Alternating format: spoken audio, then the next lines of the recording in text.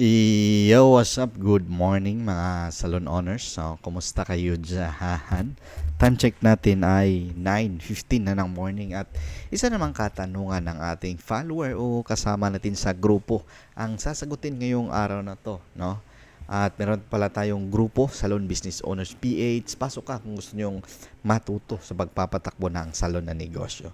So, sabi dito sa nag-message sa atin o nag-comment sa ating grupo, no?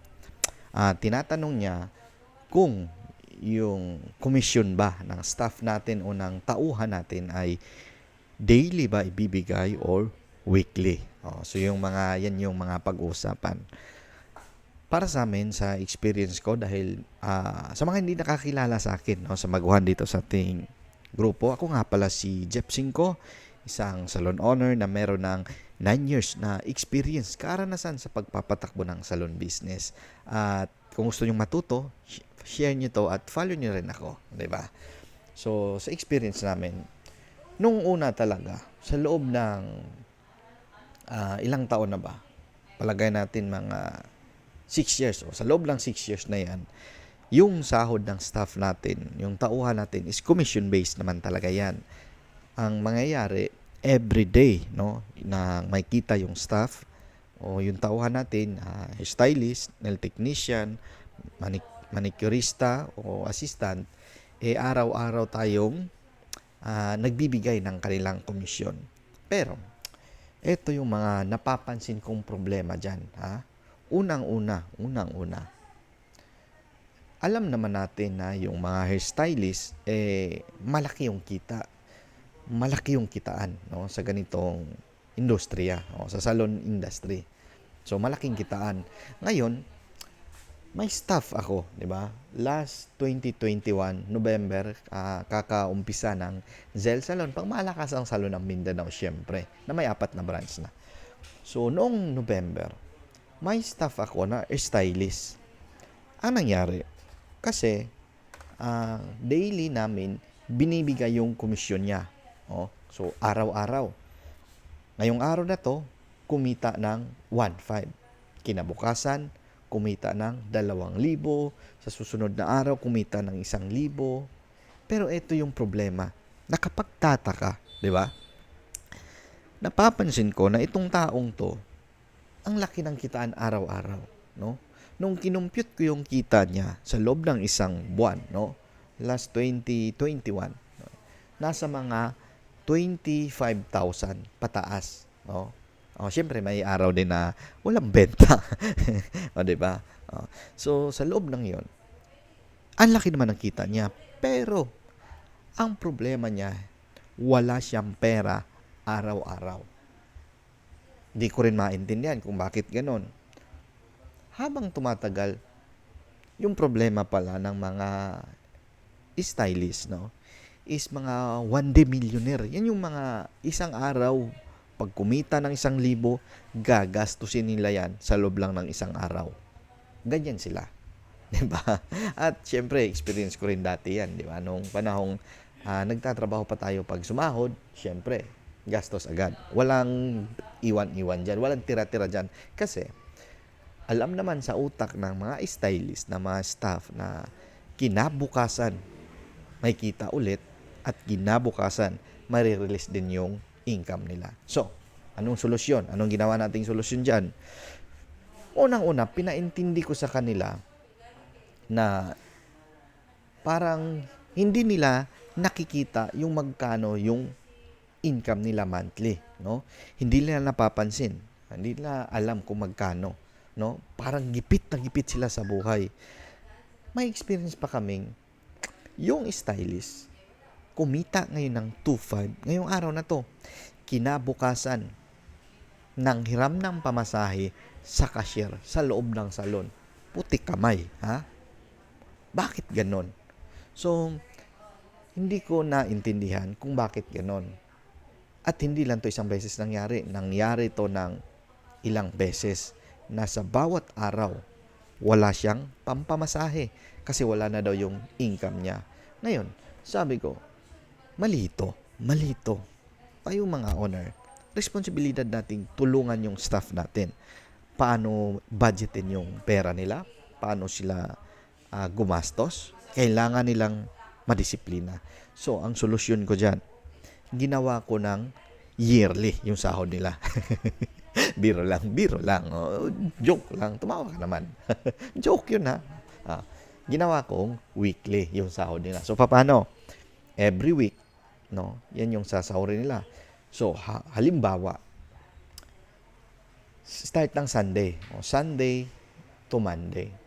Yan yung ano nila. So, every Monday, sumasahod sila sa buong linggo. Bakit ko ginawa yon? So, ang ano ko lang naman doon, na mabigyan sila ng disiplina na, syempre, ang hirap kitain ng pera at nai-stress ako. Sa akin ka mangungutang araw-araw, di ba? So, problema. Ngayon, ginawa ko weekly. At alam nyo ba yung nakakatawa? Alam nyo bang nakakatawang parte? Nung mga na-implement namin to, o yung hindi pa na-implement, di ba? Problema nila, araw-araw wala silang kita, wala silang pera, walang natitira. At ang masakit sa parte sa akin, yung mga staff ko na yon, tipid na tipid, no? Kumain ng pastel. Wala namang masama doon. Hindi naman hinahamak yung mga yon. Ayaw ko lang na makita na hindi nila namamanage yung pera nila. So, ang ginawa namin, yun na nga, weekly. So, every week sila makukuha yung komisyon nila. Ngayon, alam nyo ba ang magandang parte? Kadalasan sa staff namin, nag-weekly na kami, hairstylist lang pag-usapan natin. Weekly, di ba? Alam nyo bang nagmayabang pa yung staff ko? Hindi lang isa. Halos mga stylist ko, nagyayabangan. Kasi, ganito, Monday yung sahod nila, di ba? Sabi pa nila sa akin, alam nyo ba na hindi pa naubos yung last week ko na sahod? O, putik kamay, ang sarap sa pakiramdam nun, no? Ang sarap sa feelings na yung last month nila na sahod, may natira pa, may naipon pa sila, di ba? So, bilang mga owner is, as parte natin, marunong naman tayo maghawak ng pera, marunong tayo magnegosyo. Ngayon, tinuruan lang natin sila. Nakakatuwa na natulungan natin sila na mag-manage ng kanilang pera, ng kanilang kayamanan, ng income na hindi mapupunta sa iba kasi weekly yung sahod, so magtitipid sila ngayon. Dati yung mga staff ko, hindi bumibili yan sa labas araw-araw, no? Bili-bili. Ngayon, alam nyo ba ngayon? May baon na sila. May baon na sila daily. Kasi wala naman silang income ngayong araw. So, ang gagawin lang, magbabaon sila. So, sa ganong setup, sa ganong diskarte, nakakatipid sila at nababawasan yung pagkagastos nila. So, sana ma-i-apply nyo rin at ipaintindi nyo sa mga staff nyo na ang ginagawa natin para matulungan natin sila na ma-manage yung income nila at pera nila. At isa sa pinaniniwalaan ko, no, bilang salon owner na responsibilidad nating mapalaki ang ating salon business, ang ating negosyo para naman makatulong tayo sa mga empleyado na naghahanap ng trabaho. At naniniwala ako na kailangan natin galingan para dumami ang ating branch, ang ating salon at makatulong tayo sa bansang Pilipinas dahil napakahina ng bansa natin. Palubog na tayo.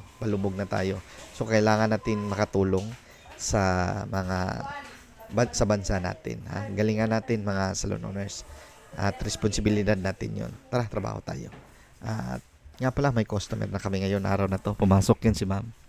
Morning na morning. So, ito yung salon natin. Zel Salon, pang malakasang salon ng Mindanao, syempre.